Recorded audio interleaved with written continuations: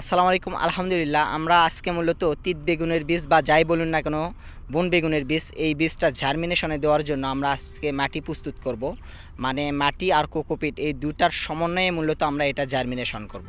তবে এটা কেন করতেছি তার আগে আমি একটা কথা বলতে চাই, সেটা হচ্ছে আমরা যেহেতু কোকোপিটে উৎপাদন করি চারা, সবজি চারা, তো এটা মূলত আজকে আমি ভিন্নভাবে উৎপাদন মানে জার্মিনেশন করে নেওয়ার চেষ্টা করব। কারণ হচ্ছে কি, আমাদের এই তিত বেগুনটা কয়েকটা স্টেপে আমাদের এই চারাটা মূলত তৈরি করতে হয়।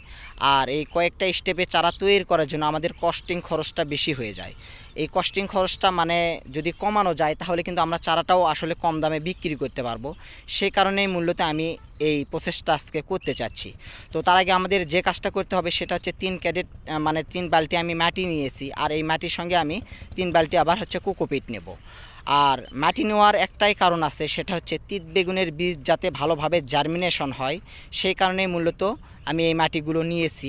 আর তার সঙ্গে কিন্তু আবার নিয়েছি আমি নিচ্ছি বর্তমান হচ্ছে আপনার কোকোপিট। কোকোপিট এই কারণে আবার নিলাম যাতে আমরা পানি দেওয়ার পরে এই পানিগুলো ধরে রাখতে পারে, সেই কারণেই মূলত এর সঙ্গে আবার আমি কোকোপিটগুলো মিক্স করতেছি।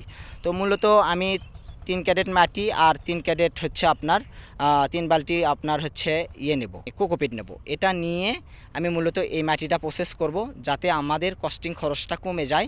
আর পরবর্তীতে আমরা যখন চারাগুলো সেল করব মানে বিক্রি করব, তখন যাতে আমি খুব কম দামে এই চারাগুলো বিক্রি করতে পারি। কারণ একটাই হচ্ছে এই এই তিত বেগুনের মানে এই গ্রাফটিং টমেটোটা আমাদের তৈরি করতে অনেক দিন পর্যন্ত সময় লাগে। আর এই সময়ে যাতে আমাদের কস্টিং খরচটা কমে, এই কারণেই মূলত আমরা এটা নিয়েছি।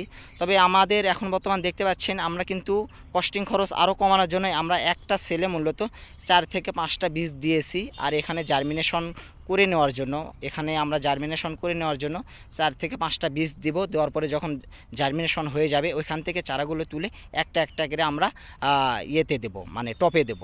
তো এইগুলো মূলত আমাদের দেওয়ার একটাই কারণ যে আমাদের কস্টিং খরচটা যাতে বাঁচে।